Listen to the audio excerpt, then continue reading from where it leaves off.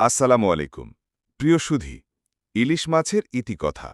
ইলিশ মাছ শুধু সুস্বাদুই নয়, বরং পুষ্টিগুণে ভরপুর। তবে এর কিছু অপকারিতাও রয়েছে। তবে নিয়মমাফিক খেলে ইলিশ শরীরের জন্য খুবই উপকারী। চলুন জেনে নেওয়া যাক ইলিশের অজানা কথা।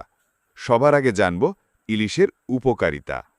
ইলিশ মাছের রয়েছে ওমেগা-3 ফ্যাটি অ্যাসিড সমৃদ্ধ, হৃদরোগ প্রতিরোধে সহায়ক, কোলেস্টেরল নিয়ন্ত্রণ করে, মস্তিষ্কের জন্য ভালো, শিশুদের মেধা বিকাশে ও বয়স্কদের স্মৃতিশক্তি রক্ষায় সাহায্য করে, প্রোটিনের উৎস, শরীরের বৃদ্ধি, কোষ গঠন ও মেরামতে প্রয়োজনীয়, ভিটামিন ও খনিজ, ভিটামিন এ, ডি, ক্যালসিয়াম ও ফসফরাস আছে যা হাড় ও দাঁত শক্ত করে, রক্তচাপ নিয়ন্ত্রণে সাহায্য করে, ওমেগা-3 ও পটাশিয়াম হৃদযন্ত্র সুস্থ রাখে, ত্বক ও চুলের জন্য উপকারী, ফ্যাটি অ্যাসিড ও ভিটামিন ত্বক কোমল রাখে ও চুলের ঝরঝরা ভাব কমায়, গর্ভবতী মায়ের জন্য ভালো, সঠিক পরিমাণে খেলে ভ্রূণের মস্তিষ্কের বিকাশে সাহায্য করে।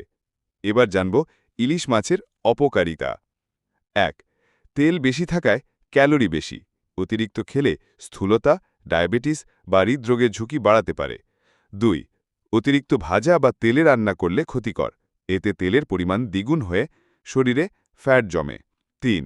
কাটার ঝুঁকি, ছোট শিশু বা বয়স্কদের গলায় আটকে নিতে পারে।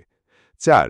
অ্যালার্জি, কারো কারো শরীরে ইলিশ খেলে চুলকানি, র্যাশ বা হজমের সমস্যা হতে পারে। ৫. পারদ বা মার্কারি, ঝুঁকি, নদীতে দূষণের কারণে মাঝে মাঝে মাছের দেহে ভারী ধাতু জমে যেতে পারে, যা স্বাস্থ্যের জন্য ক্ষতিকর। ৬. অতিরিক্ত খেলে হজমের সমস্যা, ইলিশ তেলে ভাজা বেশি খেলে গ্যাস, অম্লতা বা ডায়রিয়ার ঝুঁকি থাকে। সঠিক পরিমাণে সপ্তাহে ২ থেকে ৩ বার ইলিশ খেলে এর উপকারিতা বেশি পাওয়া যায়, তবে অতিরিক্ত খেলে ক্ষতি হতে পারে।